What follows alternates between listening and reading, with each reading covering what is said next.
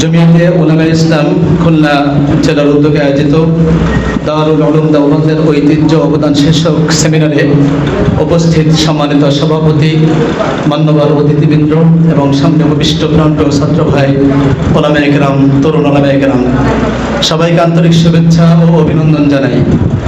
সম্মানিত উপস্থিতি, দারুল উলুম দেওবন্দের ঐতিহ্য ও অবদান শীর্ষক কনফারেন্স।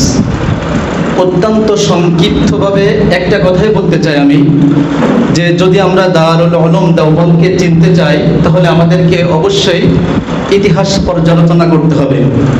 1757 পলাশীর আম্রকাননের নবাব সিরাজউদ্দৌলার পরাজয়ের পরে আমরা যে ইংরেজদের গোলামীর জিনজিরে আবদ্ধ হয়েছিলাম, সেখান থেকে মুক্ত হওয়ার পিছনে সর্বশ্রেষ্ঠ ভূমিকা যারা পালন করছিল, সর্বোৎকৃষ্ট আন্দোলন সংগ্রাম যারা গড়ে তুলেছিল, তারাই হলো দারুল উলুম দেওবন্দ।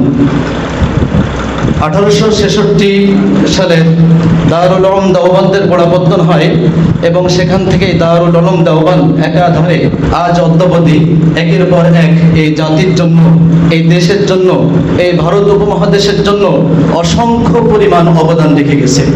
আমরা যে আজকে স্বাধীন, এই স্বাধীনতার পিছনে দারুল উলুম দেওবন্দের অবদান। দারুল উলুম দেওবন্দ তৈরি করেছে শাইখুল হিন্দ মাহমুদুল হাসান দেওবন্দিকে, দারুল উলুম দেওবন্দ তৈরি করেছে জমিয়তে উলামায়ে ইসলামকে, দারুল উলুম দেওবন্দ তৈরি করেছে দাওয়াত ও তাবলীগকে, দারুল উলুম দেওবন্দ তৈরি করেছে সুস্থ কোরআন সুন্নাহ শিক্ষা ব্যবস্থাকে। দারুল উলুম দেওবন্দ সারা পৃথিবীতে হাজার হাজার লক্ষ লক্ষ ওলামায়ে কেরাম তৈরি করেছেন, যারা একনিষ্ঠভাবে দ্বীনের জন্য সংগ্রাম করে যাচ্ছেন, কাজ করে যাচ্ছেন। তো আমরা আসুন, আমরা আমাদের ঐতিহ্য, অবদান, ঐতিহ্যবাহী দারুল উলুম দেওবন্দের অনুকরণ করে সমগ্র দুনিয়ায়, সারা দেশে আমরা আদর্শের, আমাদের চেতনার যে বাতিঘর আছে, আমাদের চেতনার যে স্বপ্নগুলো আছে, সেই স্বপ্নগুলোর বাস্তবায়নের পথে অগ্রসর হই। আল্লাহ সুবহানাহু ওয়া তাআলা আমাদেরকে আমল করার তৌফিক দান করুন। আসসালামু আলাইকুম ওয়া রাহমাতুল্লাহ।